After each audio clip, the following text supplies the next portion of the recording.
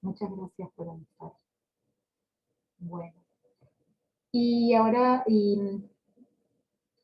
tenemos, bueno, empezaría de vuelta las presentaciones, sí. En primer lugar tenemos a Eve Lima Siqueira, profesora de literatura brasileira de la Universidad Estadual de Goiás, Brasil, secretaria ejecutiva de la Asociación Mulheres Coralinas, que es para mí una experiencia viva, actual, de educación popular, de lo que nos va a estar hablando en un rato. Luego Oscar Jara, educador popular y sociólogo, director del Centro de Estudios y Publicaciones Alforja en Costa Rica, presidente del Consejo de Educación Popular de América Latina y el Caribe.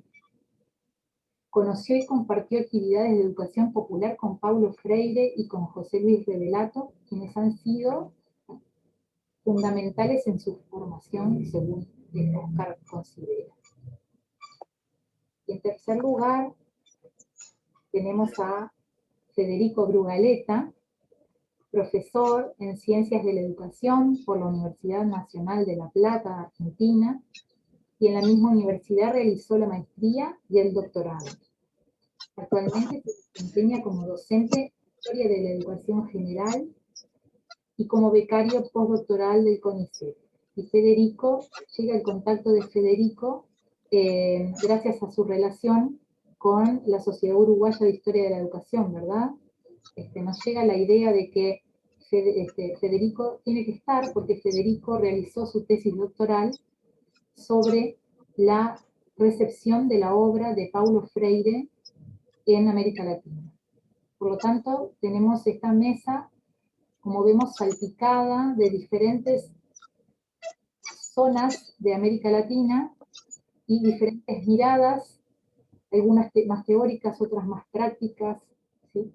Y bueno, vamos a llevar adelante esta mesa como si fuera una entrevista conjunta. Entonces yo les propongo hacer una pregunta a uno, que la responda en más o menos unos 10 minutos, y luego pasamos a una pregunta similar o diferente para otro, y así vamos rotando. Tenemos 3 preguntas para cada uno, pero eso no quita que ustedes quieran, cuando les toca, en realidad, en vez de contestar lo que le estamos preguntando, quiere decir algo sobre lo que dijo el anterior, ¿sí? Así que, bueno, eso vamos a ir viendo, nos relajamos y vamos a tener una conversación lo más amistosa entre hermanos latinoamericanos. Bueno, entonces comienzo con Eve. ¿Tú me oyes bien, Eve, y me entiendes? Sí. Sí, muy bien. Perfeitamente. Bien. Entonces, la pregunta es, ¿puedes contarnos sobre tu experiencia con el proyecto Mulheres Coralinas? ¿Qué es ese proyecto? ¿Cómo funciona? ¿Y en qué sentido puede ser considerado como una obra de educación popular? ¿Paulo Freire lo ha iluminado a este proyecto de alguna manera? Boa noite, boa tarde a todas as pessoas que nos ouvem nesse fim de tarde de abril. A primeira coisa é agradecer imensamente a oportunidade de estar aqui irmanada a vocês, Oscar Jarra, Frederico Burgalet. Os nomes não consigo pronunciar, perdão. Mas é uma honra poder participar ao lado de vocês dessa mesa para celebrar a memória dos nossos educadores. Uma alegria imensa. É uma alegria enorme também participar de uma mesa organizada pela Universidade da República do Uruguai, país muito hermoso, que tive o prazer de conhecer a convite da professora e amiga querida Helena Modzelewski, no ano de 2018. Amiga que também é responsável pelo convite para que eu estivesse aqui agora, nessa mesa, falando da nossa singela experiência. Outra alegria é saber que neste evento vocês fazem uma justa homenagem ao nosso grande filósofo e professor Paulo Freire, ao lado de José Luiz Rebelato, filósofo e educador, que infelizmente eu não tive a oportunidade ainda de conhecer, mas pretendo. Assim que tiver oportunidade, procurarei, porque se ele tem uma sintonia com Paulo Freire, também, com certeza, terá algo a nos dizer de importante. Para dizer de Paulo Freire, penso que ele gostaria de ser referido nesse espaço com um canto de abertura. E, para isso, eu trago a voz de Crispiniano Neto, repentista de Mossoró, cidade do Rio Grande do Sul. Sua arte sintetiza o modo como entendemos a filosofia de Paulo Freire. Então, eu vou ler para vocês um fragmento de, então, Crispiniano Neto, um repente. Porém, a filosofia que aqui estamos falando não é daquelas que não tem porquê, para quê, nem quando. É uma coisa real, que fura como punhal, ferindo quem está ditando. A nossa filosofia não está suspensa no ar, não é livro em prateleira, nem só frase para declamar. É um jeito consciente de o povo se libertar. Então, esse é um repente de um repentista do Rio Grande do Norte, que traduz para a gente o que é a filosofia de Paulo Freire. Feito a convocação pela arte para a comunhão criadora que cabe apenas aos seres livres, passo a tarefa de muita responsabilidade, que é de falar sobre a experiência com as mulheres coralinas. O projeto Mulheres Coralinas nasceu no ano de 2013, fruto de uma política pública do município de Goiás. Aqui nós temos o estado, que é Goiás, e temos a cidade, o município com o mesmo nome. A cidade de Goiás foi até a década de 30 a capital do estado. Depois ela se transportou para Goiânia. Então, esse projeto nasce nessa cidade, no município de Goiás, fruto de uma política pública financiada pela Secretaria Especial da Mulher, que era vinculada ao gabinete da presidenta Dilma Rousseff. Presidenta, como vocês sabem, foi deposta por um golpe, né, arquitetado por uma direita que já, né, naquele momento, se organizava para que não permanecêssemos com um governo popular. Presidenta, a Secretaria da Mulher, ela foi extinta, não é? Quando chegou ao poder o genocida que hoje nos governa. Nosso país, nesse momento, se afunda numa crise política que potencializa uma crise sanitária provocada pela Covid-19.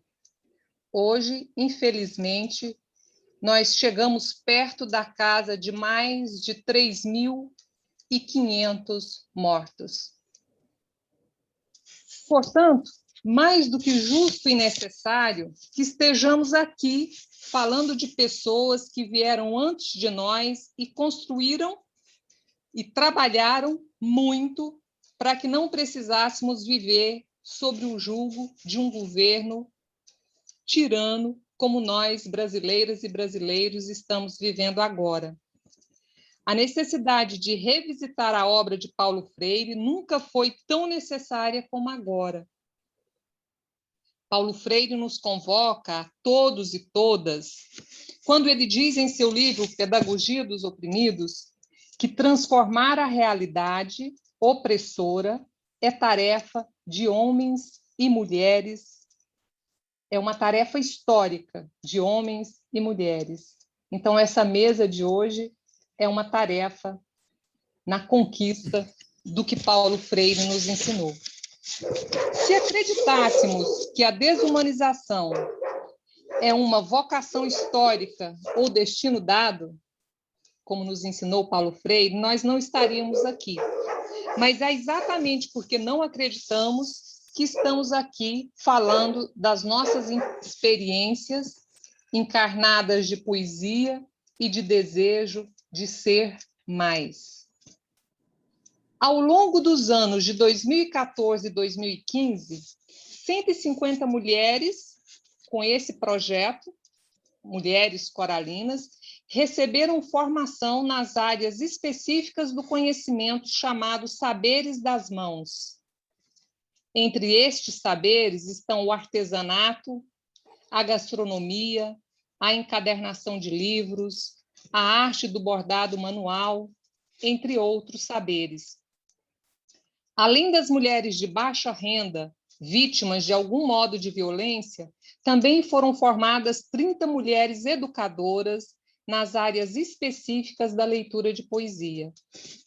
O diferencial do nosso trabalho com as coralinas, que nos autoriza a dizer que essa é uma ação educativa de caráter popular, foi um enfoque na leitura como ferramenta da conquista da autonomia intelectual e financeira para mulheres do povo, garis, paneleiras, doceiras, manicures, donas de casa, que em sua grande maioria não tiveram oportunidade de cursar uma escola normal, formal. Durante os 2 anos, as 150 mulheres tiveram a oportunidade de ler a vida e a obra de Cora Coralina, poetisa que nasceu no final do século XIX e atravessou o século XX, quebrando os paradigmas impostos pela sociedade patriarcal e misógina, que replicava e ainda replica o machismo institucionalizado, herança maldita do processo de colonização que sofremos. Além de receberem um livro de poesia, as mulheres foram estimuladas a visitar o Museu da Poetisa e a participarem de rodas de conversa, de lerem a sua poesia através de filme, documentários que tratavam da vida da intelectual, que para nós é chamada de professora de humanidades. A centralidade do projeto na leitura da poesia de Cora Coralina deu origem ao nome Mulheres Coralinas. Após os 2 anos de formação, o coletivo passa a se constituir como uma associação desvinculada do poder público. Com feição jurídica e com estatuto próprio, a associação nasceu formalmente no ano de 2016, com 71 associadas. Entre os seus objetivos, a associação se propõe a oferecer formação continuada em áreas do interesse das mulheres, tais como leis de proteção à mulher, direitos humanos e gênero, interseccionalidade, entre outros temas. O coletivo hoje sobrevive de parcerias com as universidades, com os museus e com outras instituições públicas e privadas. Para os cursos e oficinas, a associação também conta com recursos oriundos da parceria com a Organização Mundial do Trabalho, a OIT, e o MPT, que é o Ministério Público do Trabalho do Estado de Goiás. Estas instituições que buscam incentivar práticas que levem justiça ao mundo do trabalho. Com o apoio financeiro dessas 2 instituições, mais de 250 mulheres estão recebendo formação desde o ano de 2019. E, a partir do ano de 2020, 2021, a formação que elas estão recebendo passaram a ser feitas no modelo online, atendendo às orientações da OMS, abrangendo também, nessa modalidade, mulheres também de fora do município de Goiás. de outros municípios. A fundamentação teórica que alicerçou a construção do projeto e hoje dá sustentação à prática da associação está pautada em 3 grandes estudiosos. O pedagogo Paulo Freire, com seu movimento da pedagogia crítica, entendendo a educação como um ato político. O sociólogo e crítico Antônio Cândido, que defende a ideia de que o direito à literatura precisa ser entendido como uma questão de direitos humanos. E, por último, o sociólogo e economista Paul Singer, com suas ideias sobre economia solidária. Estes homens, cada um a seu modo, nos ensinaram muito, mas o exemplo e a inspiração que toca o coração, a alma e o corpo de todas nós é o da poetisa Cora Coralina. Sua vida e suas obras nos acolhe a todas nós e nos dá a oportunidade de nos vermos no espelho da sua escrevivência, que passa a ser uma experiência épica e educativa para todas nós. Sua literatura é uma literatura de formação, em função do pacto autobiográfico que ela estabelece no tecido da sua obra. Ana Lins, Cora Coralina, Aninha, somos todas nós.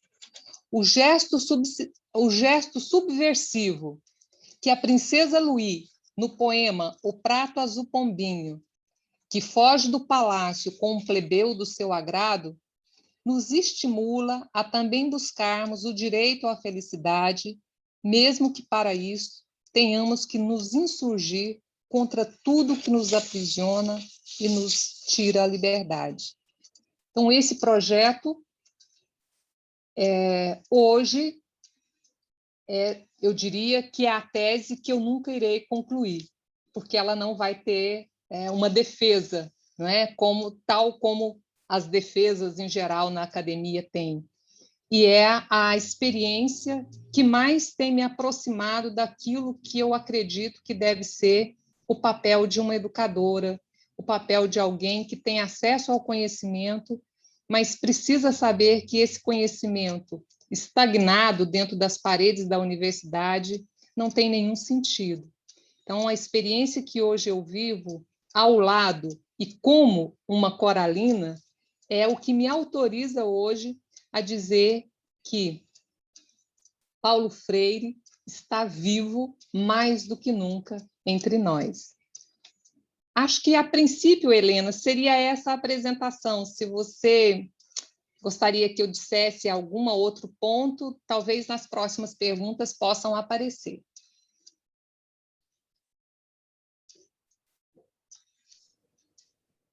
Sí, Evi, muchas gracias. Muchas gracias. Pasaríamos entonces, tengo unas preguntas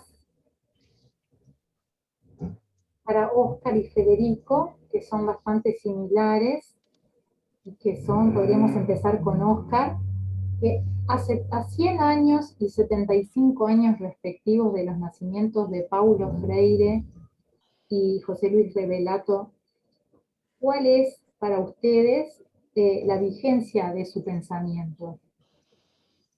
Podríamos empezar con Óscar y luego Federico.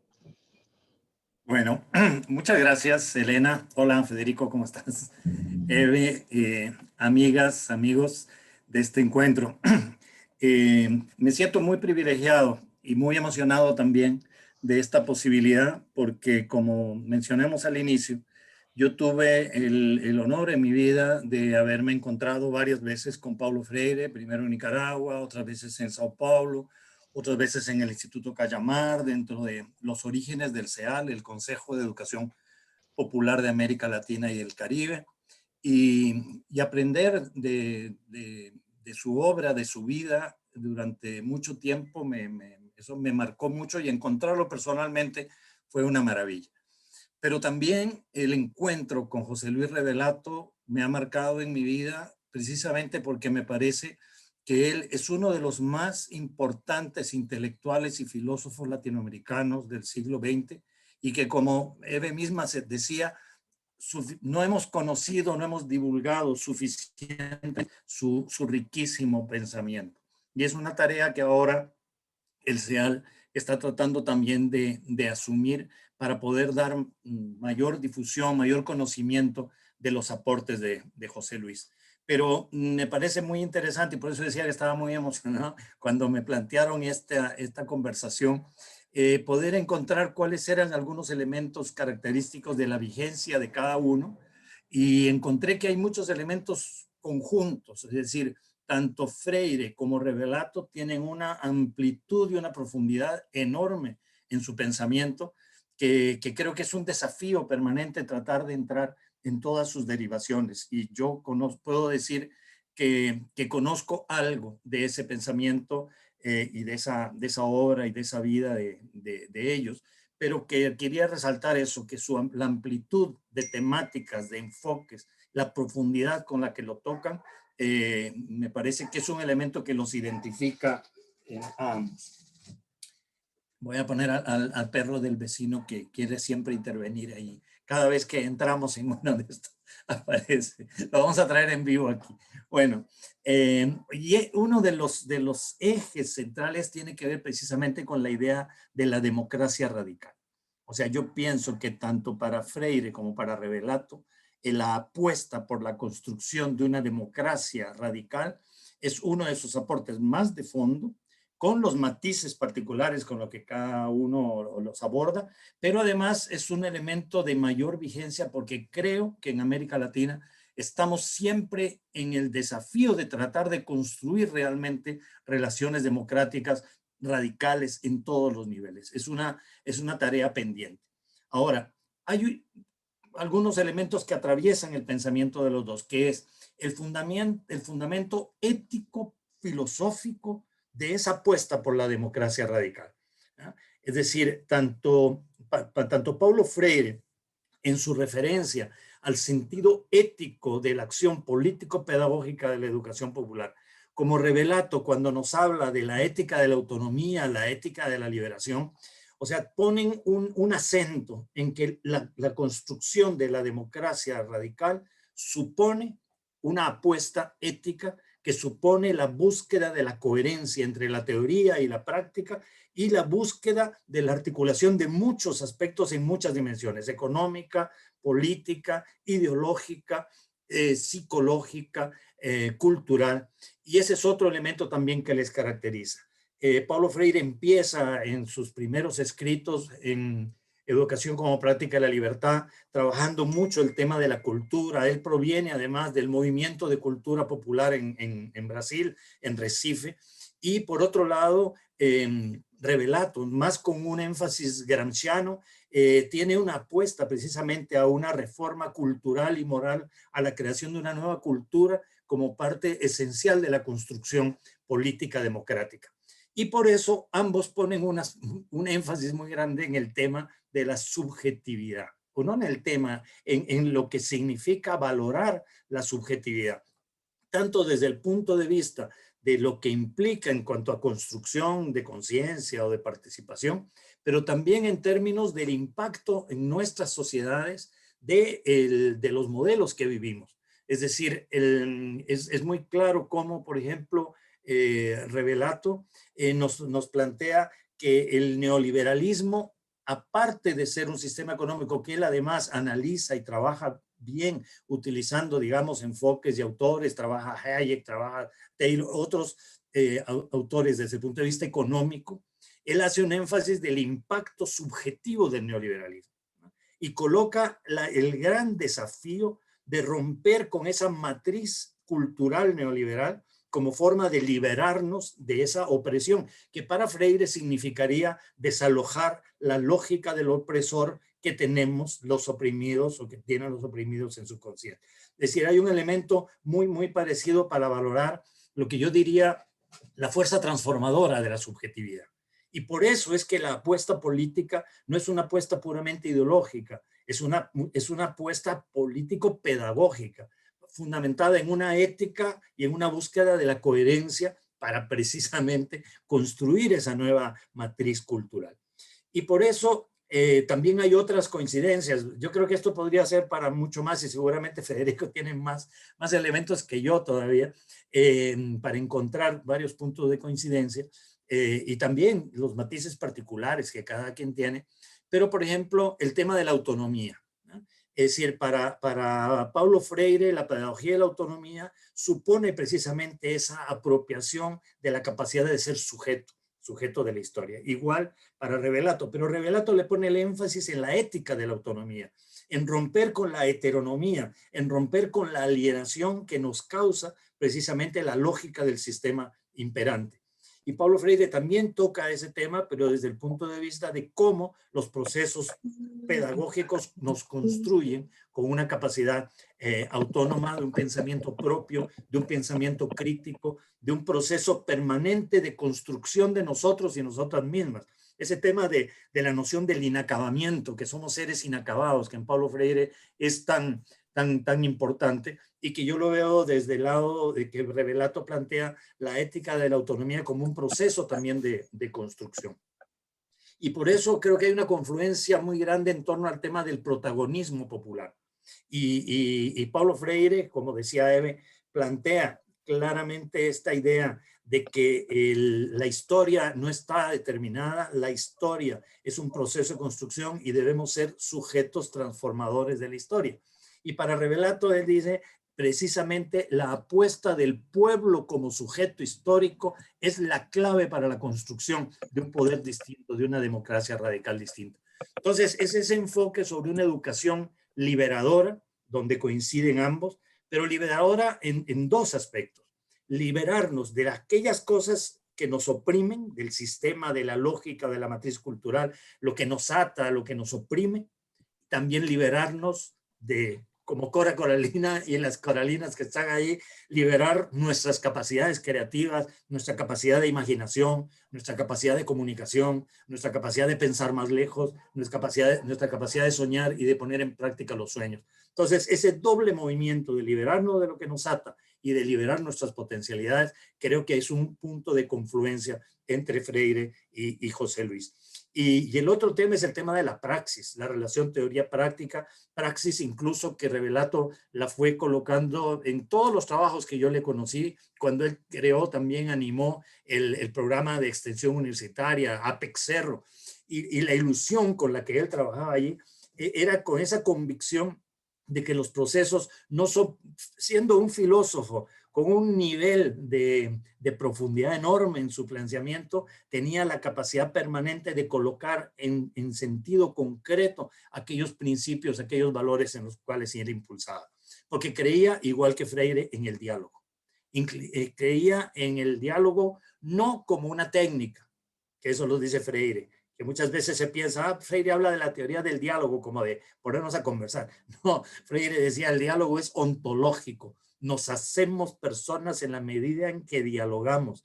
Y creo que ese sentido de una pedagogía dialogal supone tener la capacidad de escuchar, supone tener la capacidad de mirar más allá de lo que pensamos, supone tener la capacidad de mirar críticamente también nuestras propias ideas. Por eso tenemos un planteamiento de una pedagogía crítica. Y tanto Freire como Revelato se oponen a una educación bancaria, memorística, repetitiva. O sea, Revelato le hartaba de que la gente simplemente creyera las cosas que le decían y que no pudiéramos como darnos cuenta de todas las trampas que el sistema nos va poniendo para absorbernos. Bueno, yo pienso que eso es una vigencia fundamental. No hemos todavía suficientemente encontrado las pautas que en los procesos organizativos, en los procesos políticos, pudiéramos desarrollar esa capacidad para poder, desde una afirmación ética, construir un protagonismo de largo plazo. Y eso me voy a referir después en las otras preguntas, tal vez para desarrollar un poco más. Para no hacer más larga esta primera intervención, hay otro punto también de confluencia que es la lógica del poder y la visión multidimensional del poder. Todo esto tal vez es mucho más explícito en Revelato. O sea, él analiza todas las tramas multidimensionales que están presentes en las relaciones de poder y él habla de una pedagogía del poder como proceso de educación popular. Pero tanto Revelato como Freire se preocupan por el poder en lo cotidiano, cómo en lo cotidiano se establecen relaciones de poder que tienen que ver con una lógica estructural.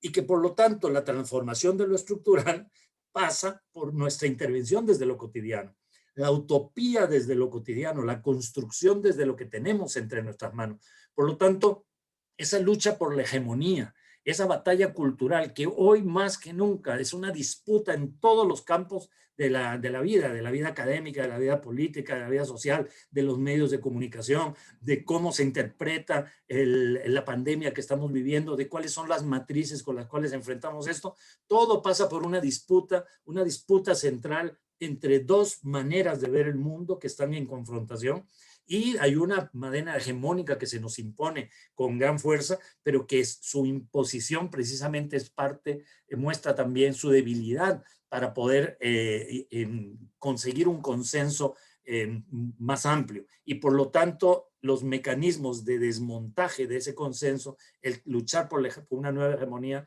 es fundamental. Entonces, la concientización, la lucha por una nueva hegemonía, la pedagogía del poder, esta relación entre ética, política, pedagogía, epistemología, es común en Freire y en Revelato como una tarea única. Entonces, no son educadores que nos hablan de la educación desde el aula, desde el papel de un maestro con un alumno, tocan esos elementos, pero van mucho más allá.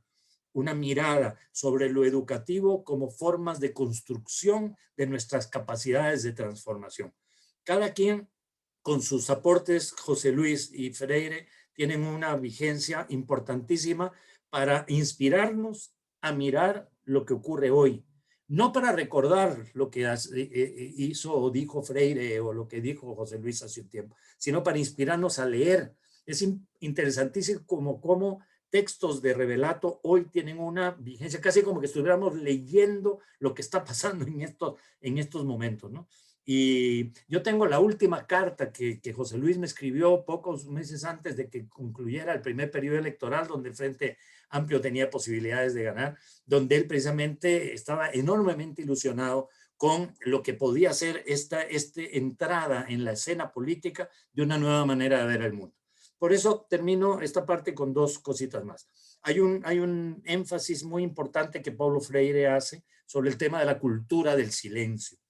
Es un tema que él queda muy marcado precisamente por lo que él vivió en el CESI. Él estuvo cerca de 14, 15 años antes de estar en la Universidad de Recife. Él trabaja en el sistema de educación para la industria y trabajando con gente que vivía en condiciones muy miserables. Y es cuando Paulo Freire empieza a reconocer gente que vive en la cultura del silencio.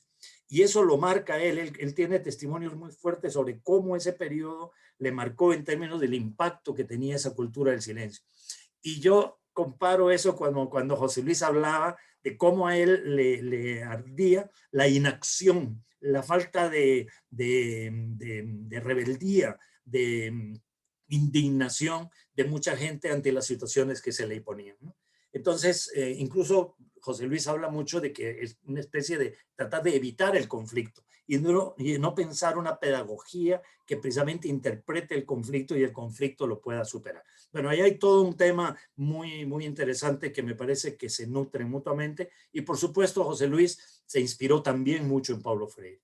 O sea, él tiene textos y él como educador popular, hemos estado juntos en varios eventos de educación popular latinoamericanas con José Luis, y él tenía una admiración y una profunda, incluso hay un texto que él habla de cuando Freire viajó al Uruguay y los elementos que él estuvo trabajando allí, etcétera. Entonces es muy interesante, es una pista que yo creo que he señalado nada más unos alfilercitos de algo mucho más profundo. Termino con que tanto Paulo Freire, que yo tuve el privilegio de conocerlo personalmente, como José Luis igual, nos mostraron personas enormemente humildes, tan humildes, tan profundamente humanas, que eran tan profundas que precisamente eran sencillas. Es decir, su profundidad, la mirada de fondo de los temas, nunca los colocó para creerse por encima de las demás personas. Y si algo tiene vigencia también en nosotros y nosotras, educadoras populares, y en los políticos y políticas de izquierda y populares de este tiempo, es la necesidad también de tener esa sencillez, esa humildad y de apostar a la construcción de otras formas de relación como personas. Entonces, mucho todavía que aprender de eso y bueno, hasta ahí llego en esta primera pregunta y agradeciendo otra vez por la oportunidad de invitarme a participar. Federico. Bueno, muchas gracias. Ahora haríamos la misma pregunta, pero desde la mirada de Federico, ¿no? Desde su trabajo como en la recepción de Freire en América Latina. ¿Cuál es para ti la vigencia de su pensamiento? De los dos, de los dos pensadores, pero tal vez tú trabajaste mucho más en particular a Freire, pero bueno, tú elegirás cómo abordarlo. ¿Estás ahí?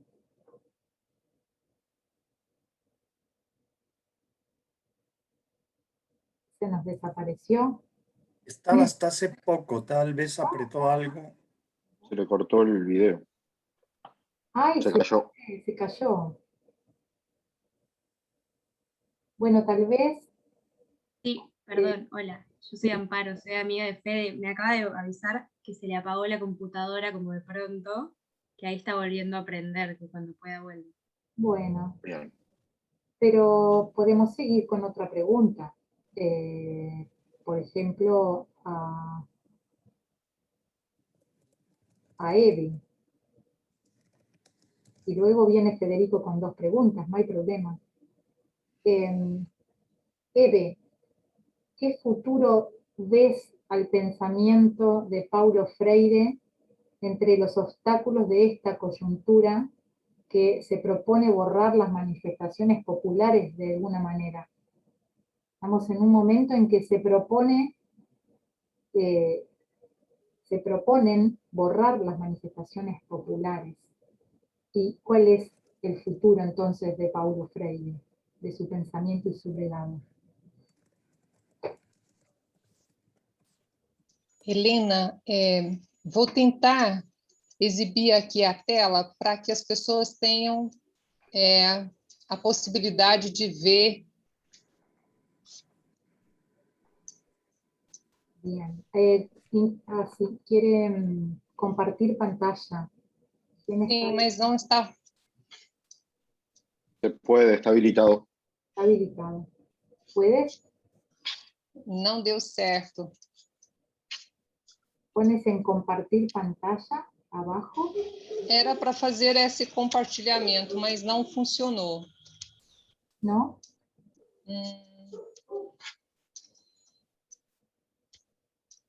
Acho que. Sí. Ahí sí. Ah, sim. En la industria de la piratería. No, no. En MP3. Ahí se menea, se menea, se menea, se menea, se menea, se menea, se menea, se menea, se Muy bien. Helena, acho que o regatone de Emiliano está aqui. Esa es la vigencia de Freire, te das cuenta. Se menea, se menea.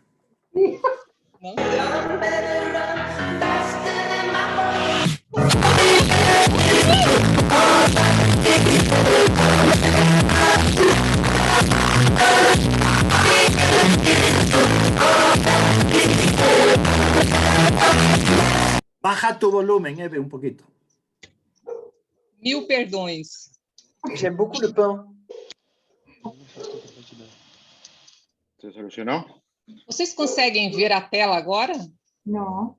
No.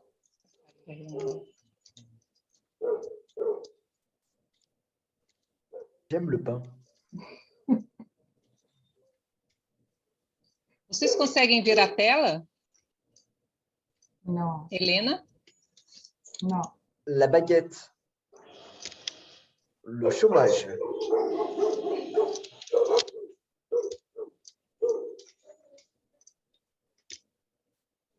Conseguem ver agora? Ahora sí. Oh, Bien, bien.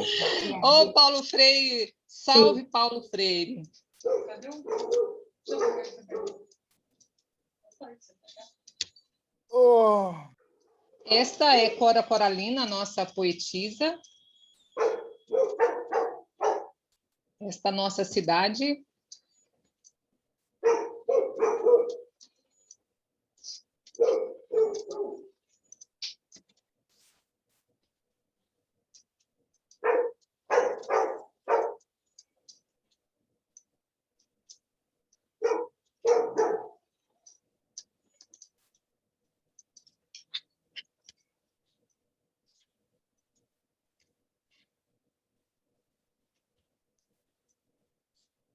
La baguette.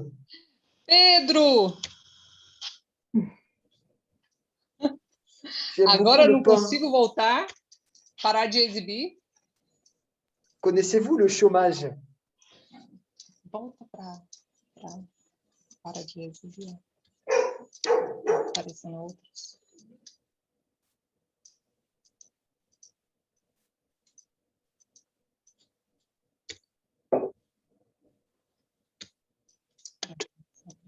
Oui, la France. Oh! Que sons são esses que saem de toda parte? Uy, Pedro! eso. O que é isso? Gente, hay alguien que se está metiendo, que está interrumpiendo la actividad. Hay que, Ay, Ay, ay, por perdón. favor, hay que Estamos expulsarlo. tratando de echar. Ah, estás ahí, José, bien. Sí, es Yanel, es como que Yanela estuviera compartiendo pantalla. no. No, no es Yanela, no, es alguien que está ocupando el lugar ahí.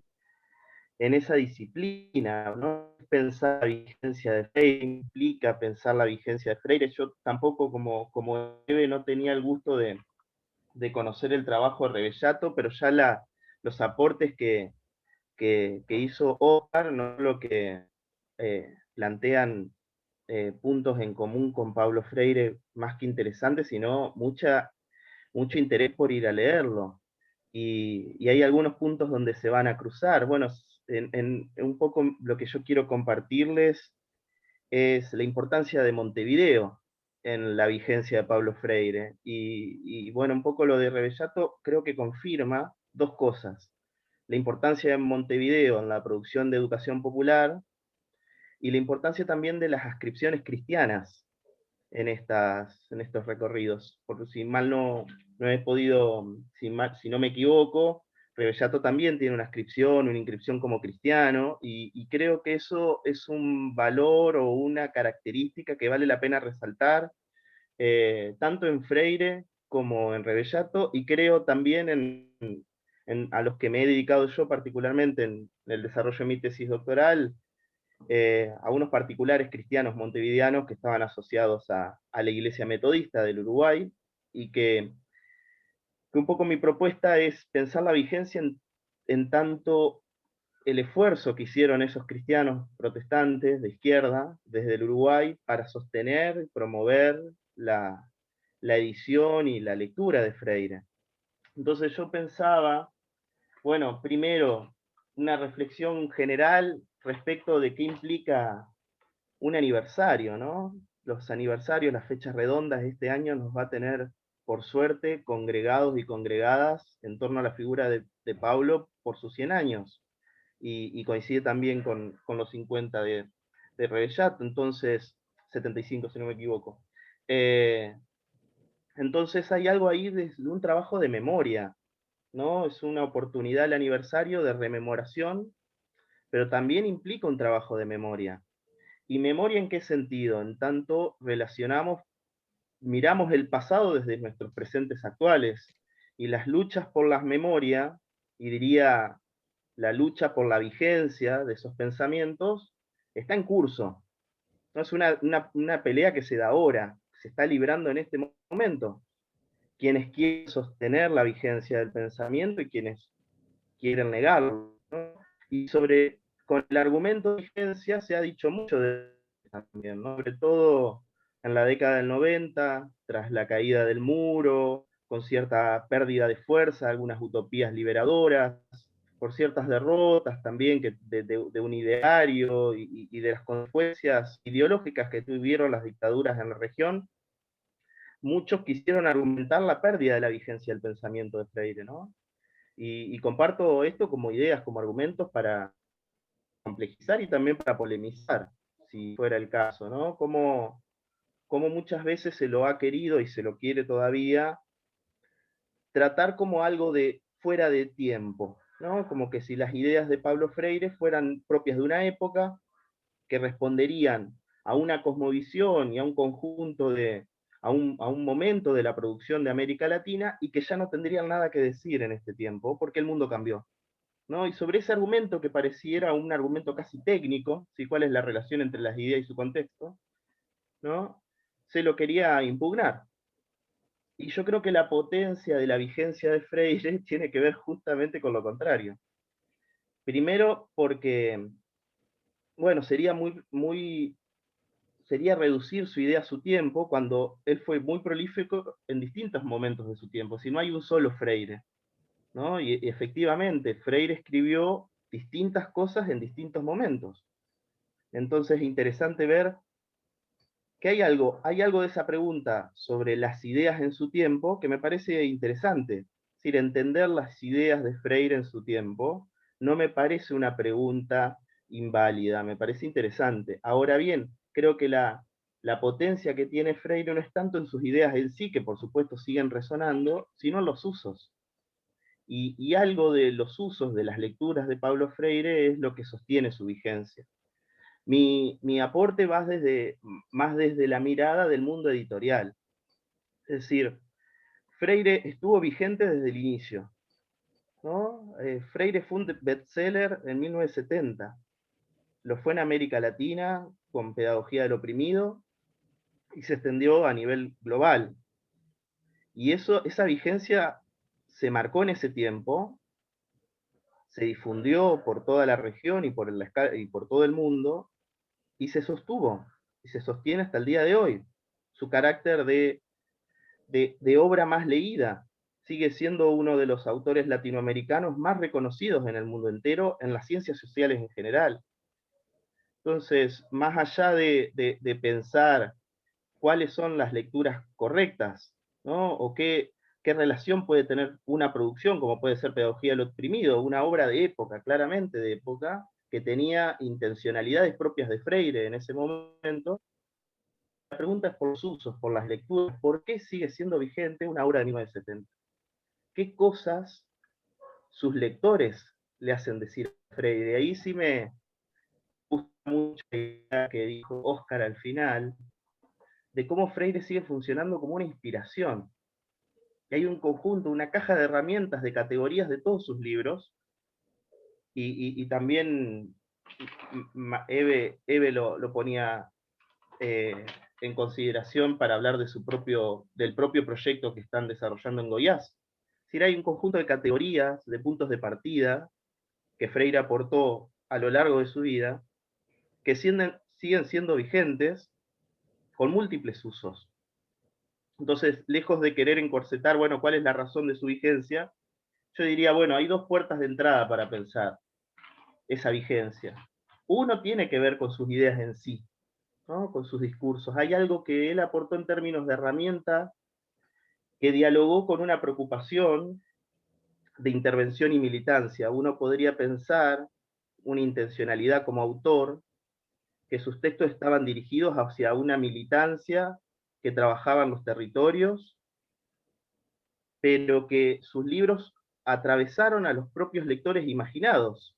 ¿No? Si pensamos Pedagogía del Oprimido como un texto donde Freire quería dialogar con militantes de base, con organizaciones políticas de base, con educadores populares, rápidamente vemos que traspasa esas comunidades imaginadas de lectores, y a pesar de que a veces que llegó tardíamente a la escuela, ya en los 70 Paulo Freire era leído por los docentes, por supuesto, con algunas dificultades según las culturas docentes de cada país, ¿no? Y por los momentos de dictadura, porque fue particularmente perseguido.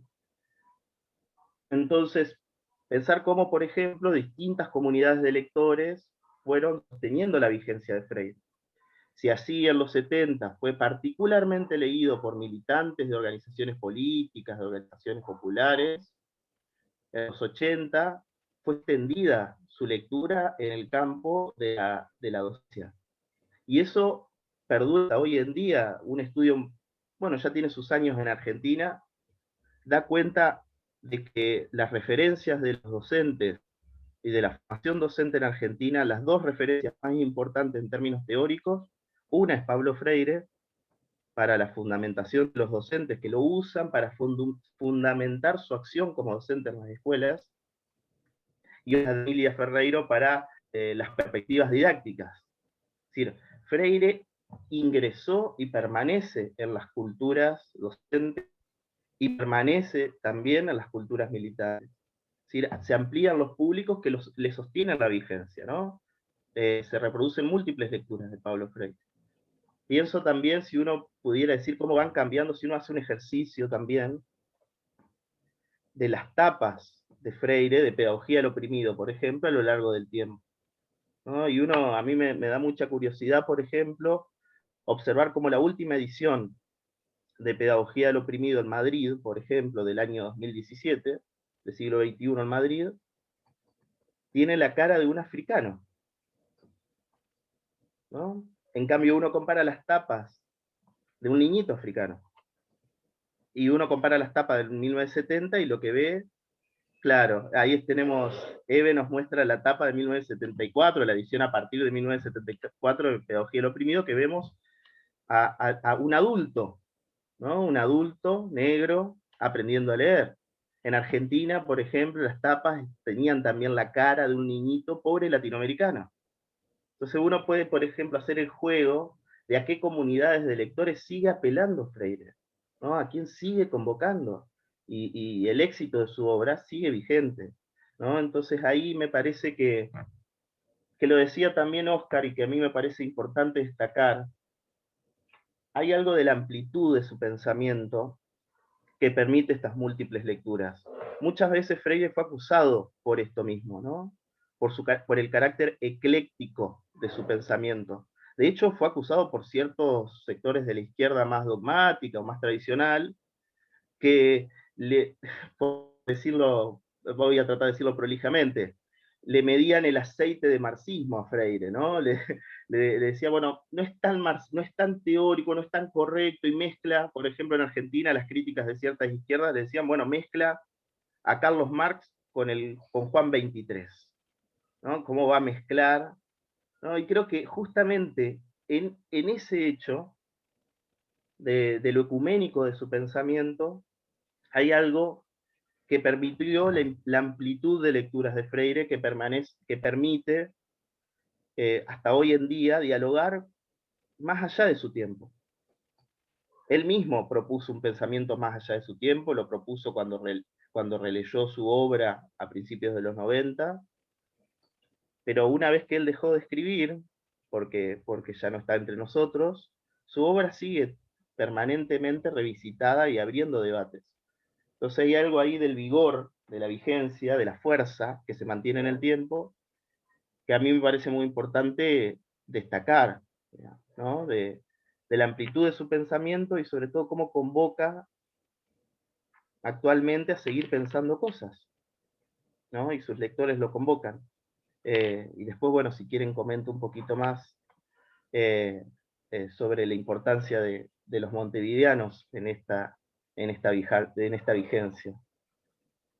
Bueno, ahora pasamos a la pregunta que habíamos dejado a Eve por la mitad. No sé si ahora se anima. Que es todo comenzó con el compartir pantalla. Vamos a ver si no se repite esto. A minha preocupação, Helena, é que estava a exibir as fotos das coralinas. Sim. E aí, de repente, e eu fiquei desorientada, porque era música e imagem, e eu me atrapalhei toda, imaginando que podia ter apertado alguma coisa da internet, né, que tenha trago aquelas imagens. E a cabeça doeu, Claro. eu não sabia o que fazer. Sí, pero tranquila, porque eran fotos de praias. No era nada, no era muy indecente, así que bueno. Não, eram fotos de massagem, eu vi, eram umas coisas estranhas. Bastante inocente. Mas, enfim, vamos retomar. A pergunta é se o pensamento de Paulo Freire encontraria obstáculos na conjuntura de hoje, não é? E se há uma possibilidade, não é, da memória de Paulo Freire se apagar nas manifestações populares, não é? Infelizmente, né, nós estamos hoje, como eu disse no início da nossa conversa, vivendo uma situação do absurdo no país, no Brasil. Não é? Eu sempre me reporto e vou continuar me reportando ao senhor que está sentado no Palácio do Planalto como um genocida.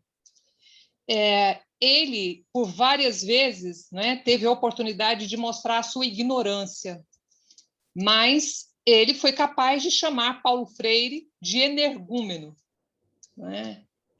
Ele quis, inclusive, tirar a lei que autoriza, né, que deu a Paulo Freire o título de patrono da educação brasileira. O desejo dele é de tirar, inclusive, as estátuas, os nomes de Paulo Freire, que está hoje nas escolas, nas praças. Mas, curiosamente, não é? Quanto mais ele ataca a imagem de Paulo Freire e o chama de comunista e subversivo, mais Paulo Freire brota como flor no asfalto. Não é? É uma capacidade de resistência que o pensamento dele hoje tem, não é? Hoje espalhado, não é? Naquilo que a gente tem de mais bonito e de mais humano nos movimentos populares, no próprio partido que ele ajudou a criar. O que a gente tem de mais bonito permanece vivo e cada vez mais fulgurante, não é? E a nossa capacidade, enquanto brasileiros, é tão grande de resistência a esse tipo de ataque que a gente sofre agora, que eu poderia pegar, por exemplo, Conceição Evaristo, quando ela diz, não é? Conceição Evaristo, essa mulher negra potente, que hoje talvez seja o maior nome que a gente tem na literatura brasileira, ela diz que se eles combinaram de nos matar, nós combinamos de não morrer. Então, é um pouco essa ideia que eu acho que nós não precisamos nos preocupar de que os movimentos populares deixarão de ter acesso, não é, à obra do Paulo Freire, à vida do Paulo Freire, aquilo que ele trouxe de mais genuíno para a gente em relação a essa necessidade, não é, de uma busca de uma democracia radical, não é, como nos lembrou tão bem o Oscar, não é? Quando lemos, não é, no Pedagogia do Oprimido, que quem inaugura a negação dos homens e das mulheres, eu sempre, hoje, lendo Paulo Freire, eu vou sempre colocando ao lado de homens a palavra mulheres, porque eu acho que cabe no tempo de hoje, não é? Então, quem inaugura a negação dos homens e das mulheres não são os que tiveram a sua humanidade negada, mas os que a negaram, negando também a sua. Então, Paulo Freire parece que está falando, né, se referindo claramente ao genocida que está hoje aqui, não é, com a faixa da presidência, que não demonstra nenhuma partícula de humanidade, salvo quando se trata da sua própria família. Não é? É muito natural que esse governo fascista veja Paulo Freire como subversivo, não é? Porque, de fato, é o que ele verdadeiramente é e nos estimula a ser. Não é? Por mais que direitos, não é, nos sejam retirados a cada apagar de luzes, iniciativas como a vivenciada pelo conjunto das mulheres coralinas faz renascer nos bairros, nos quilombos, nos morros, nos espaços de criação individual e coletiva, a vontade de se organizar para compreenderem-se como sujeitos da sua própria formação, que, como o professor Oscar lembrou, está na base, né, da pedagogia do Paulo Freire. A organização dentro de uma prática associativista, que é o que nós vivemos, vai quebrar com a cultura do silêncio, também lembrada pelo professor Oscar, né? E esse é o grande pulo do gato para o qual Paulo Freire nos chama, né? Ele chama a nossa atenção quando ele retoma os sermões do Padre Vieira, não é? Para lembrar os efeitos da colonização ainda hoje, não é? Reverberando na nossa condição de povo silenciado. Então, ele, quando faz isso, ele está nos dizendo, olha, é preciso não nos calarmos, de fato, né? É preciso que a gente some as nossas vozes, né? Condição com a qual devemos lutar de punhos cerrados. Quem matou Marielle o fez para calá-la, né? Mas, no entanto, ela vive em cada uma de nós, coralinas, ela vive em cada uma das mulheres que entoam as suas vozes em seu nome, fazendo das suas causas as nossas. A experiência das coralinas vai ganhando projeção porque estamos não só lendo juntas, autoras do nosso estado e autoras de outras localidades, como Conceição Evaristo, Carolina de Jesus, mulheres negras que fazem a nossa história, mas estamos também escrevendo as nossas próprias histórias. Publicamos um livro de narrativas que contam histórias da vida de 22 mulheres, mestras da gastronomia. Nesse momento, nós estamos recolhendo narrativas de mais 22 mulheres agora da área do artesanato em cerâmica. Então, esse livro que é costurado e todo feito à mão, com capa bordada, guarda dentro dele as narrativas destas mestras. Portanto, as suas vozes estão aqui guardadas como um relicário, né, que vai permanecer a memória aqui, inclusive, depois do ano que nós fizemos, 2 delas já passaram para outro plano, mas as suas vozes estão aqui registradas.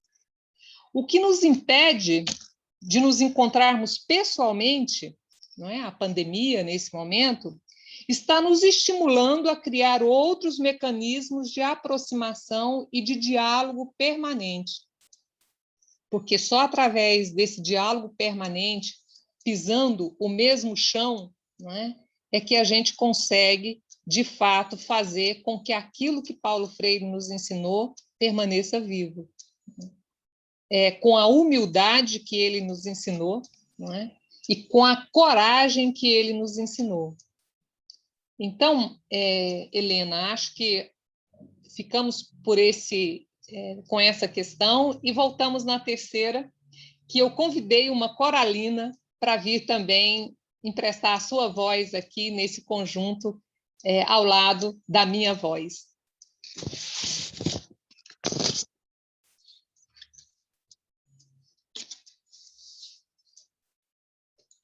Helena, só mais uma... quando eu digo que nós estamos lendo juntas, não é? Agora pela internet, agora em salas virtuais como essa, nós, durante a pandemia, estimulamos as mulheres bordadeiras, temos 62 mulheres que bordam poesia nas máscaras, não é? Então, essas máscaras, nós fomos selecionando, não é? Poetas nacionais e internacionais de outros espaços para levar um pouco, não é, de poesia aqui, não é? Para a proteção, não é? E aqui a gente tem Guimarães Rosa, não é? Que nos diz que nós queremos a paz, mas nós apagamos com o fervor da guerra. Não é?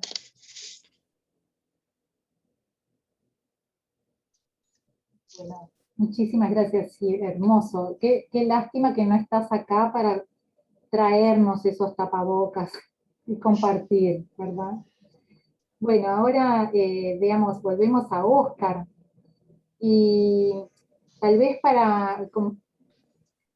voy a unificar las 2 últimas preguntas para Óscar, porque tuvimos toda esta dificultad. Esto igual no quita, no vamos a hacer más corto el contenido, pero sí queremos como unificar tal vez las 2 preguntas para que después podamos tener más o menos en hora la presentación del libro que viene a las 8. Tenemos tiempo todavía, pero las preguntas que teníamos ahora para Óscar eran estas. ¿Cómo podemos entender o proponer hoy la construcción de una nueva cultura y una nueva práctica política a partir de la educación popular? Y la siguiente que podrías unificar es, ¿puedes referir alguna experiencia reciente de educación popular en América Latina que pueda servirnos de esperanza. Entonces, bueno, tal vez esas dos juntas con un ejemplo, y de ese ejemplo tomar algo más general, puede servirnos para responder esto, Oscar. Ok, Elena, gracias. Sí, en realidad, pues el tiempo siempre va a ser corto cuando estamos tocando temas y personajes tan importantes. Quiero aprovechar para darle un gran abrazo a Pedro Revelato, que está aquí presente, que lo pude ver que está aquí asistiendo, hermano de José Luis, y que tuve también el privilegio de conocerle. Y quería entonces antes provocar un poco a Federico para que nos dejó ahí avanzando de que podríamos profundizar más en esto de lo que el papel de Montevideo, ¿verdad? Entonces yo creo que hay un punto que es muy importante para entender ese tránsito del Freire brasileño, el Freire que va para Chile, y lo que hace el grupo de Lizal en Montevideo. Y no sé si has conversado o has trabajado cosas que Brandão, por ejemplo, que estuvo muy activo en ese tiempo, causó. Porque es el momento donde nace el concepto de educación popular. Freire nunca lo utilizaba y nace precisamente en el contacto con esta gente de Montevideo, que seguramente nos puedes profundizar un poco más, Santana y todo el Lizal, etc. Pero creo que vale la pena si puedes aportarnos un poco en eso. Segundo, también de lo que han dicho, y gracias, Eve, por todo tu aporte tan inspirable, el de esas mujeres, esas compañeras, y este momento histórico tan duro, donde precisamente la ternura, la capacidad de crear y pensar es fundamental, ¿no? Para romper esa lógica genocida con la que se maneja la política en este momento en Brasil.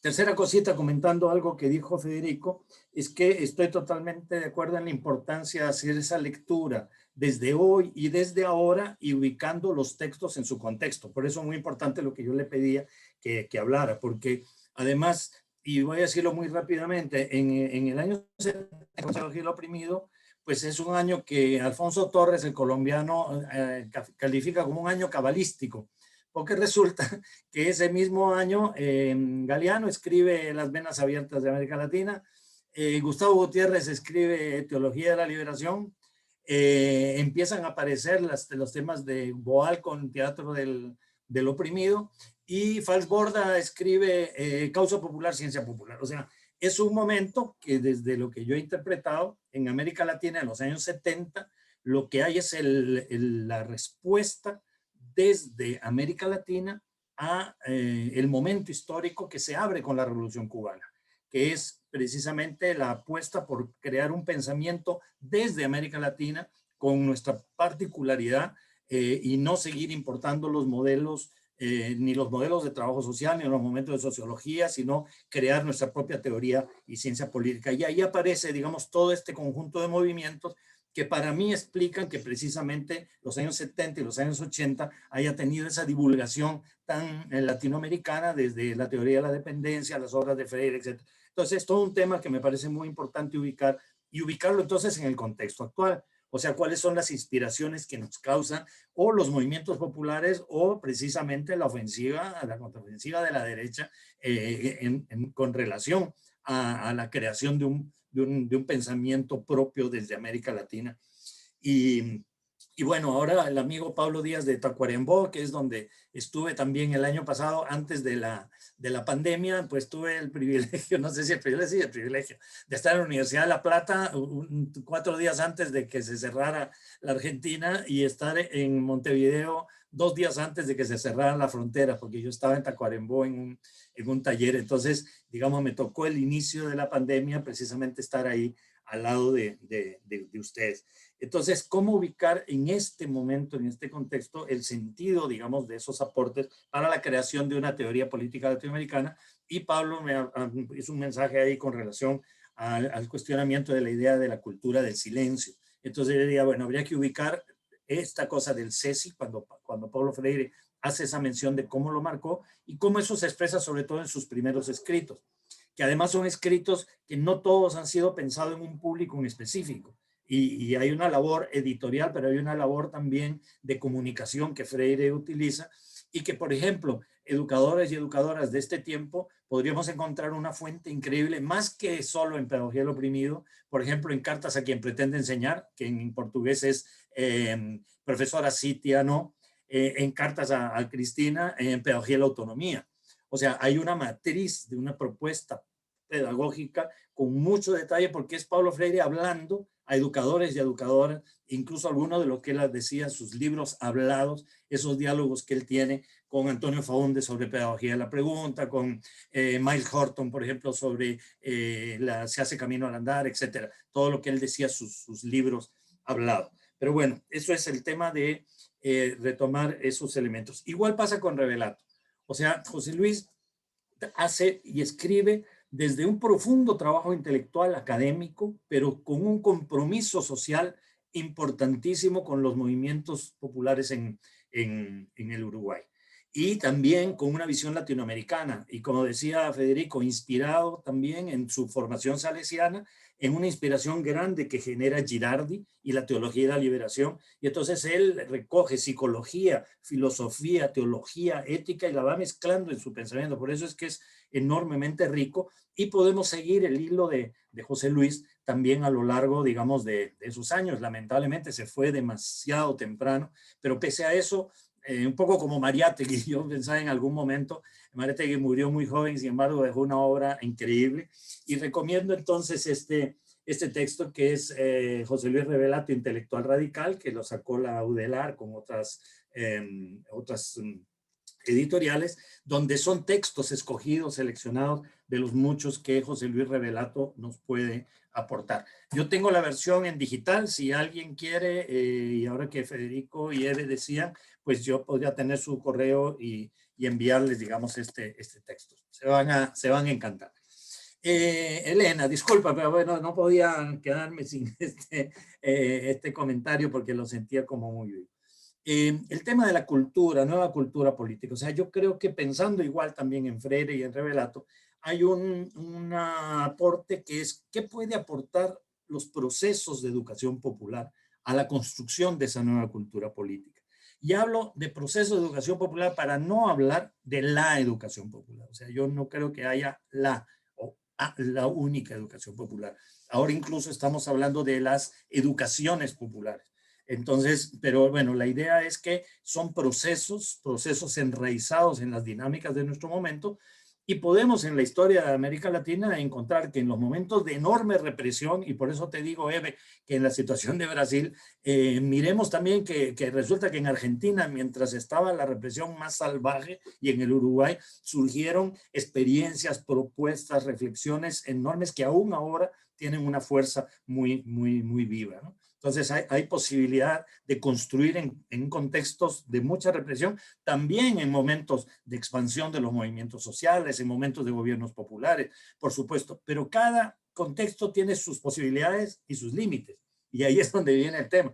¿Por qué? Porque una de las críticas, por ejemplo, que el año pasado, hace 3 años, en un foro social mundial, con Gilberto Carvalho, que era el ministro de la presidencia, de la Secretaría de la Presidencia, en la época de Dilma y de Lula, se analizaba críticamente, y eso tal vez para el Uruguay, no me voy a atrever a mencionarlo de manera más directa, ustedes sabrán mejor que yo. Una de las críticas que se planteaba era que no se había logrado articular suficientemente el poder desde la administración del Estado con la participación de la gestión popular. Que los movimientos populares habían sido muy importantes con sus propuestas y con sus luchas para poder llegar a tener un gobierno popular. Pero una vez estando en el gobierno popular, pareciera que las políticas estatales anularon o limitaron esa participación, esa gestión popular activa y propositiva. Por lo tanto, siguiendo un poco a Revelato, a mí me parece que es muy importante cuando él cuestiona, digamos, el clientelismo, la manipulación, y él habla de la importancia del poder local, de la pedagogía del poder, del trabajo constante y cotidiano desde la base para alimentar las propuestas de más alto nivel. Y yo creo que ese es un tema político ya no solo ni uruguayo ni brasileño, sino de toda nuestra América Latina, cómo tenemos una cultura política que deposita en la administración del gobierno el centro principal del poder. Y entonces tenemos un discurso que habla de poder popular, pero en el fondo no cree en el poder popular, o sea, piensa que está solo en la administración del gobierno. Yo tuve el privilegio de trabajar en Nicaragua en los años 80 y 90, cuando vino la primera derrota electoral del Frente Sandinista, cuando era el Frente Sandinista, otro tema que en otro momento tocaremos. Se planteaba que al perder las elecciones se perdió el poder. Entonces nosotros decíamos, pero bueno, pero si ha habido 10 años de revolución, la revolución va creando un poder. ¿Dónde está el poder popular, el poder de la gente, el poder de las mujeres, el poder de las organizaciones campesinas, aunque haya cambiado la administración del gobierno? No es que uno sea indiferente a eso, pero la construcción de una nueva cultura política supone generar relaciones democráticas. Retomo otra vez a Revelato, una pedagogía del poder que garantice una capacidad de afirmación, de organización, de gestión popular participativa y crítica que alimenta la lógica del poder pensado a nivel multidimensional. Y que por lo tanto eso creo que es un desafío latinoamericano que no hemos logrado resolver. Y resulta que lo que llamamos educación popular o proceso de educación popular pueden tener un papel muy importante precisamente para poder generar esa capacidad. En Brasil, todo el proceso de la gestación de los presupuestos participativos, hay una tesis de Pedro Pontual, que es presidente honorario del CEAL, que trabajó con Paulo Freire en la Secretaría de Sao Paulo de Educación, que se llama la pedagogía de los presupuestos participativos, pensando como procesos pedagógicos de educación popular que, digamos, trabajaba con la población para que la población fuera sujeto protagónico de las propuestas presupuestarias del gobierno. Entonces, hay experiencias de educación popular que logran engarzar, digamos, eso, en la medida en que las relaciones de poder democráticas son siempre sinérgicas. O sea, si nos oponemos al patriarcado, es que nos oponemos porque es una matriz cultural que nos anula autoritariamente, nos anula a todos.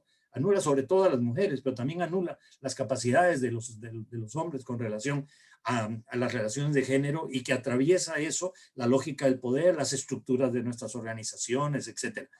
Romper la lógica autoritaria desde la casa, desde el barrio, desde el sindicato, desde el partido, desde el Estado, es fundamental en todos los campos.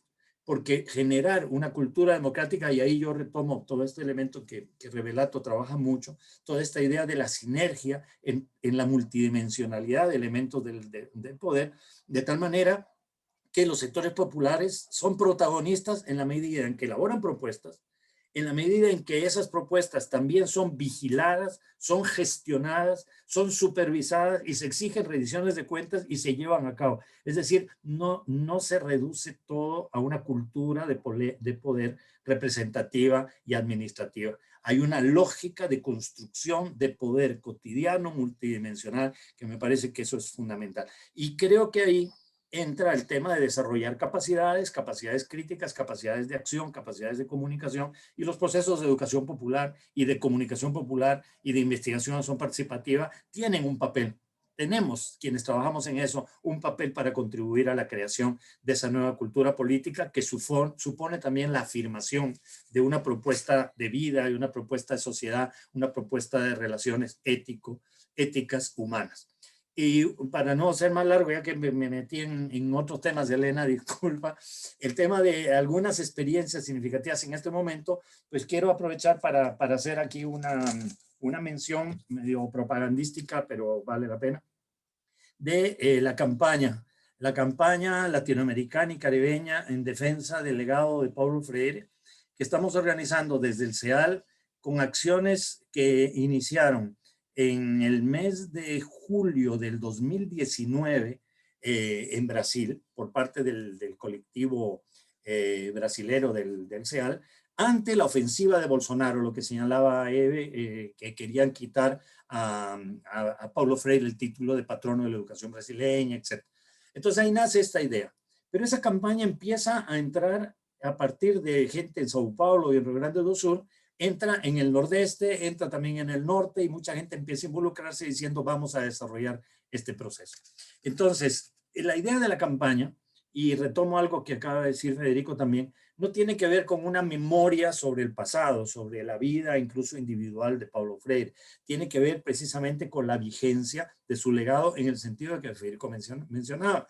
Y tiene que ver no con una campaña solamente de estudio o de reflexión, que hay que hacer, sino tiene que ver con una campaña de movilización y de incidencia política. Entonces, en este momento tenemos, para ser más breve, tenemos cerca de 40 o 50 actividades por mes que en los distintos países de América Latina, desde el punto de vista de esta campaña, estamos impulsando con relación a la defensa del legado de Paulo Freire y en la conmemoración del centenario de su nacimiento. Y estamos también sistematizando esas experiencias para en el mes de agosto tratar de recoger la experiencia latinoamericana y tener un elemento que a partir de septiembre, cuando celebramos los 100 años, en realidad lo que vamos a tener es una agenda de proyección para, no sé, para adelante, para los próximos 100 años. O sea, no es simplemente vamos a hacer algo que el 21 de septiembre en Recife, que vamos a tener, esperamos, una actividad presencial, si no virtual o si no mixta. No es que simplemente ahí se va a cerrar, ese va a ser un momento de proyección en las políticas educativas en América Latina, en las inspiraciones de los educadores y educadoras populares, y vamos a hacer, y estamos haciendo, perdón, festivales, debates por internet, actividades culturales, seminarios, publicaciones, etc. Una de ellas es la actualización de esta publicación que hicimos en CEAL y que está también digital en la página de www.ceaal.org, que es llamado Diccionario Paulo Freire. Termino con esto.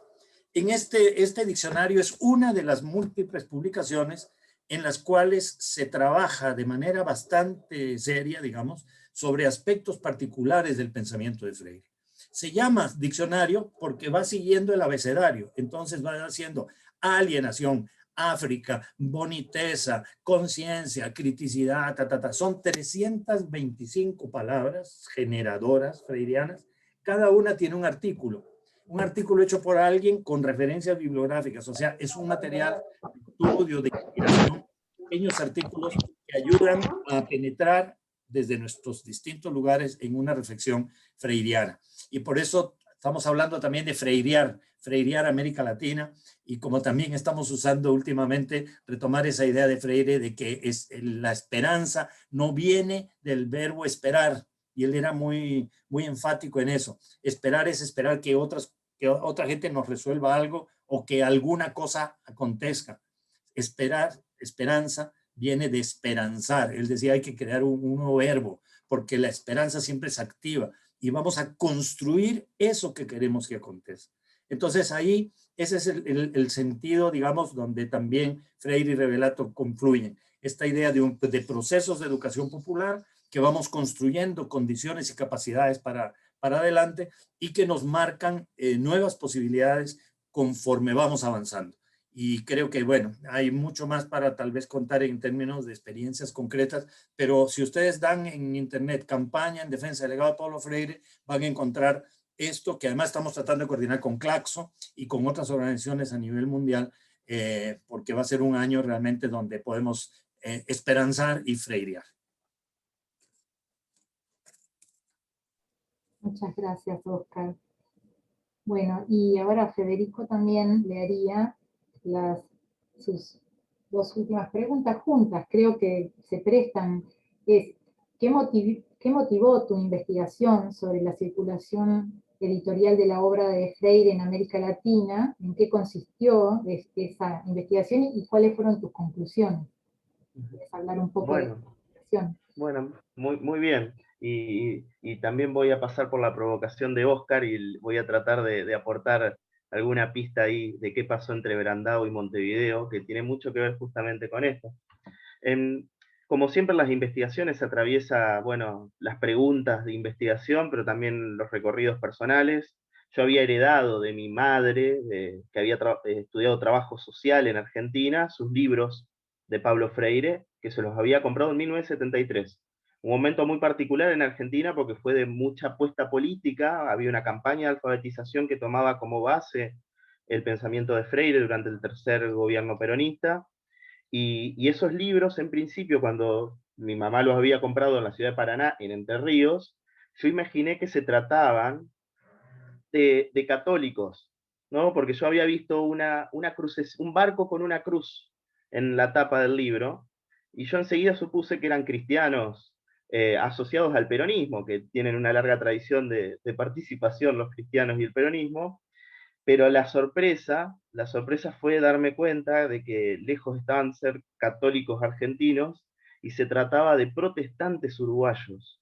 Y que ese barquito con una cruz era el símbolo del Consejo Mundial de Iglesias, con sede en Ginebra, que justo en la década del 60 se había conformado como una especie de Vaticano de los protestantes, y que además estaba volcado a un activismo cristiano con los procesos de transformación en el tercer mundo. En ese proceso que podríamos llamar de radicalización de los protestantes en la década del 50 y 60, deciden emprender un proyecto muy ambicioso que se llamó Iglesia y Sociedad. Y van a tener la sede de Iglesia y Sociedad en América Latina, la van a tener en Montevideo. Y allí están los nombres que mencionó Oscar, ¿no? Julio de Santana, va a estar Odell, Luis Odell, bueno, y la figura de Julio Barreiro, que va a ser particularmente importante para la historia de la edición de Pablo Freire, porque algo que combinaron siempre los protestantes, en este caso protestantes vinculados a la Iglesia Metodista de Montevideo, combinaron siempre participación política, edición y pedagogía, desde el siglo XVI. El propio Lutero arrancó con esa tradición, ¿no? Dar de leer una imprenta, ¿no? Y enseñar a leer, ¿no? Y eso produjo, vaya que, muchos cambios en el sistema político mundial. Y los protestantes siempre apostaron por esa relación entre imprenta, cultura escrita y educación popular. Y en particular eso en la década del 60 hizo que estos protestantes de Iglesia y Sociedad, que estaban volcados a trabajar en procesos de concientización, de trabajo en el barrio, en los barrios de Montevideo, se acercaran a fines del 68 a Santiago de Chile, donde estaba Freire, y viajaron a encontrarse con Freire. Y ahí tuvieron su primer intercambio para una experiencia piloto que se desarrolló en el 68 en Montevideo, justamente en momentos del pachequismo, es decir, en un momento de mucha represión, de las medidas prontas de seguridad. Desarrollaron igualmente una experiencia de alfabetización de círculo de cultura en un cantegril de Montevideo, y eso lo volcaron en un librito, que lo sacaron por Editorial Alfa, lo primero que sacaron, que se llamó Se vive como se puede, y fue un bestseller, se vendió, se agotó enseguida. Y ahí es donde Julio Barreiro, que ya era un gran editor del protestantismo, había dirigido el periódico La Idea en Montevideo, también una revista protestante para niños que se llamó Arco Iris, que tuvo circulación en toda América Latina. Ahí, y además era el editor de Cristianismo y Sociedad, la principal publicación del protestantismo, que se editaba desde Montevideo y se divulgaba por toda América Latina, y era una publicación de envergadura que relacionaba teología con política, con pensamiento científico de las ciencias sociales. Realmente es impresionante ver esos sumarios, los niveles de conexión que tenían con el pensamiento científico de la época, como decía justamente Oscar, una apuesta de construir un pensamiento desde América Latina, y también ellos de construir un protestantismo latinoamericano. Y es allí donde Julio Barreiro decide emprender la creación de un nuevo sello editorial, que fue la editorial Tierra Nueva, con sede en Montevideo, y su contacto con Freire fue crucial. En Chile, Freire les cede el derecho de edición de sus textos en castellano, justo en el momento que Freire se está yendo de Santiago de Chile, se va a Harvard y enseguida va a trabajar el Consejo Mundial de Iglesias. Y por eso quizás es un dato, muchos uruguayos seguramente tienen en sus bibliotecas personales ediciones de Pablo Freire de la editorial Tierra Nueva. Pero algunos desconocen que la primera edición en castellano fue de Montevideo y salió en el año 1970. Y que salió antes que aparezca la publicación de Paz Eterna en Brasil, que recién llegó después de haber sido publicada en portugués en Lisboa, en Porto, en Portugal. Entonces la importancia que tuvieron los protestantes, la difusión de las ideas de Pablo Freire, fue fundamental. No solo editaron sus libros, cuando la dictadura llegó al Uruguay en el 73, Julio Barreiro se exilió en Buenos Aires y lo siguió editando hasta bien entrada la dictadura militar en Argentina, cuando les prohibieron y persiguieron a la editorial en Argentina, siguió editando sus libros con Orfila Reina en México, con la editorial Siglo XXI, y siguió teniendo contacto con Freire, y como decía Oscar, en contextos altamente represivos y de fuerte censura, estos editores lograron sostener una red de intercambio pedagógico a nivel de América Latina que realmente impresiona de la vigorosidad que tenía esa red. Y parte de esa red es la historia que se trata del libro de Brandao. Que el libro de Brandao, ¿por qué digo el libro de Brandao? Porque justamente Brandao había sido contratado por ISAL Brasil, que tenía su sede en San Pablo con el CEDI, y había sido contratado para dar cursos del método Paulo Freire en todo Brasil, pero también en América Latina. Entonces lo financiaron los protestantes, pero en Brasil estaba siendo perseguido y observado. Entonces, ¿qué hacen? Según me cuenta Brandao en una entrevista que le hice hace apenas 2 años, me contó que un día en Montevideo se sienta con Julio Barreiro y deciden que para evitar la censura del libro, el libro salga con el nombre de la autoría de Barreiro. Y el libro Educación Popular y Concientización no es de Julio Barreiro en tanto autor, sino que fue una estrategia para evitar la censura en Brasil y en América Latina, para que Brandao no quede tan expuesto, porque él estaba recorriendo toda América Latina diciendo que daba cursos de psicología pastoral, ¿no? Tenía como, encubría su militancia bien freiriana bajo el nombre de psicología pastoral, ¿no? Y en realidad lo que estaba haciendo es desarrollar lo que él había reconstruido como el método Paulo Freire, ¿no? Que también es una reconstrucción de Brandao, ¿no? Y que es muy interesante justamente cómo la edición tiene mucho, y eso pasa también mucho en las historias que de los militantes que leían a Freire, tuvo momentos de edición oficial, como fueron estos libros de Tierra Nueva, que se coeditan con Siglo XXI, insisto, en esos años, en El Río de la Plata fue uno de los mayores bestsellers, de los libros más vendidos en El Río de la Plata, pero a medida que fueron avanzando los procesos represivos, sus lectores fueron inventando formas de traficar los libros de Freire y de resguardarlos de la censura. Son muchos los testimonios de quienes hablan que pasaron manuscritos, fotocopias, materiales mimeografiados de Freire, metidos en sus propias ropas para atravesar las fronteras, o bien en Argentina, cuando llegó la represión de la dictadura en el 73, en el 76, le rompían las tapas para que pudiera preservarse de un allanamiento. Muchos lo quemaron, otros los enterraron, pero sobrevivió, ¿no? Hay una militancia silenciosa que hizo que Freire perdurara, y que cuando se terminaron los procesos dictatoriales en Argentina, había una acumulación de experiencia y de mucha producción en esos años, ¿no? Los exilios también permitieron que estos cuadros políticos, estos cuadros pedagógicos, muchos de ellos sobrevivieran y pudieran seguir produciendo pedagogía y educación popular en otros territorios. El propio Freire, el exilio, le permitió quizás, ¿no?, producir una gran experiencia, como fue la experiencia africana.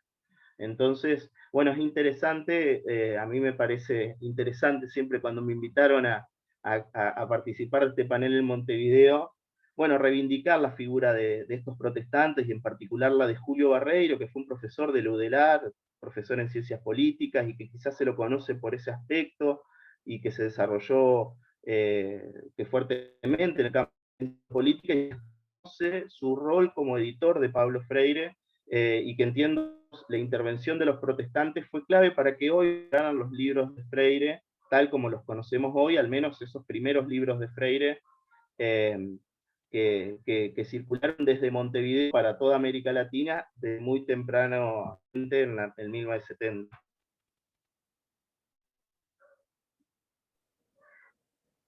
Bueno, muchas gracias, Federico.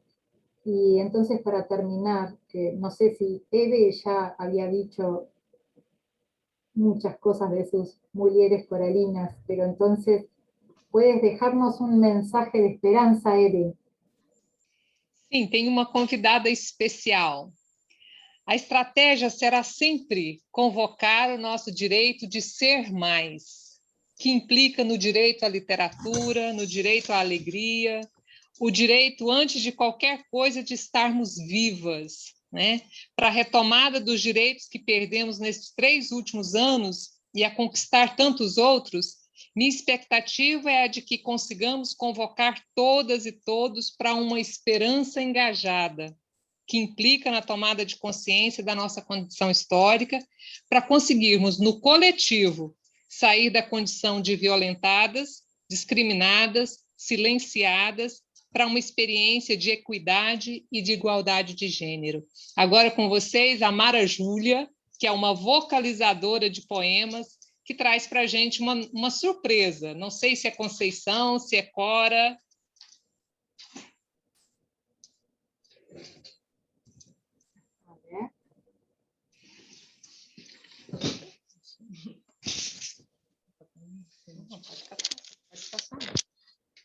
Boa noite. Boa noite, todas as pessoas. Eu não entendo muito bem o que vocês falam, então eu espero que vocês entendam o que eu falo. Sim. Entendo poucas palavras, só as que é mais parecidas. Agradeço aqui o convite da colega Hebe aqui, fico muito feliz com isso, sabe? Saber que tem um movimento pensando mulheres, pensando resistência. E para isso eu trouxe um poema aqui que eu espero que contribua com essa reflexão de todos vocês. Se chama Vozes Mulheres. A voz de minha bisavó ecoou criança nos porões do navio. Ecoou lamentos de uma infância perdida. A voz de minha avó ecoou obediência aos brancos donos de tudo. A voz de minha mãe ecoou baixinho, revolta, no fundo das cozinhas alheias. Debaixo das trouxas, roupagens sujas dos brancos, pelo caminho empoeirado, uma favela. A minha voz ainda ecoa versos perplexos, com rimas de sangue e fome. A voz de minha filha recolhe todas as nossas vozes. Recolhe em si as vozes mudas, caladas, engasgadas nas gargantas. A voz de minha filha recolhe em si a fala e o ato, o ontem, o hoje, o agora. Na voz de minha filha se fará ouvir a ressonância, o eco da vida-liberdade. Conceição Evaristo, Vozes Mulheres.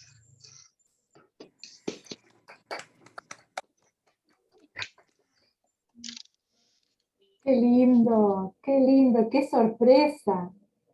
Qué sorpresa, Evi. Maravilhosa. Helena, você fez foto do... Você fez foto do nosso painel? Como? Se você fez uma foto do nosso painel? Ah, ahora. Sí, espera. Ah, mas Se cayó. Se cayeron ellas. Sí, sí. Ahí están. Pero yo tomé foto también. Ahí están. Ah, bueno, espera, que voy a sacar. Espera. Estoy torpe, porque estoy muy nerviosa hoy. No se muevan. Muito obrigada a todas vocês, a todos vocês. Foi uma alegria. Os cachorros também do vizinho estão dizendo que foi uma alegria. Una impresión de pantalla. Hermoso. Bueno, tenemos 2 minutos si alguien quiere hacer preguntas, porque a las 8 es la presentación del libro de Luisa Bordoli. Son las 8, Elena. ¿Son las 8? Ah, yo tengo menos 2. Bueno, pero Oscar trae algo ahí. Mais surpresa. Más sorpresa. Que tenemos un minuto, estamos aquí. Vamos, ¿cómo no podemos traer esta alegría? Hay una canción de Gonzaguinha, Sementes do Amanhã, dedicado a las coralinas y también para todos nosotros, y que dice así: Ontem menino que brincaba me falou, hoje é a semente do amanhã. Não tengamos medo que esse tempo vai passar.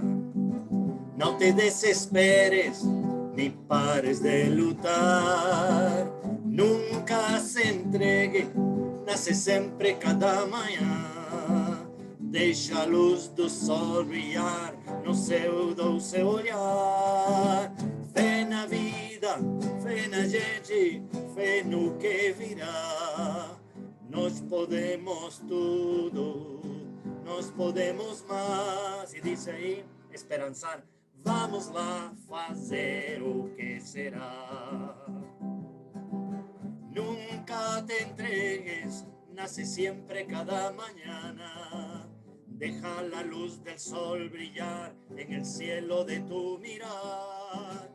Fe en la vida, fe en la gente, fe en lo que vendrá. Juntos podemos todo, juntos podemos más. Vamos ya a hacer lo que será. Con la educación popular, vamos ya a hacer lo que será. Con Revelato y con Freire, vamos ya a hacer lo que será.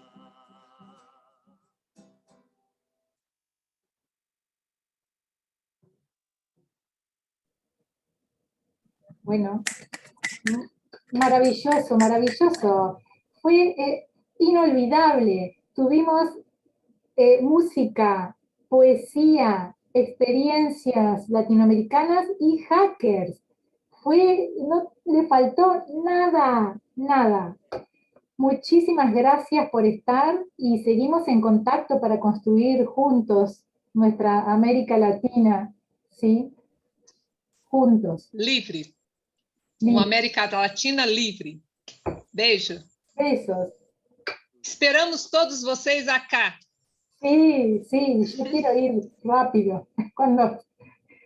En primer lugar. Gracias. Bueno. Beijo. Chao, chao. Chao, muchas gracias. Chao, gracias a ustedes. Prazer, Frederico. Prazer, Oscar.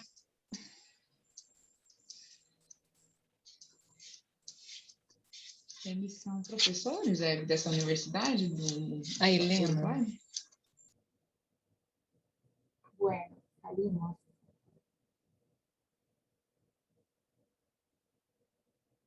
Hay una presentación de libro ahora. No sé si quieren quedarse o hacen salir nada más. Ya entraron muchísimas personas, están entrando porque son las 8, menos 10 minutos empezaron a entrar, ya los admitimos con José. Y bueno, ya está también Limber y Eloísa. Está perfecto. Yo me quedo a mirar, pero voy a cortar la grabación.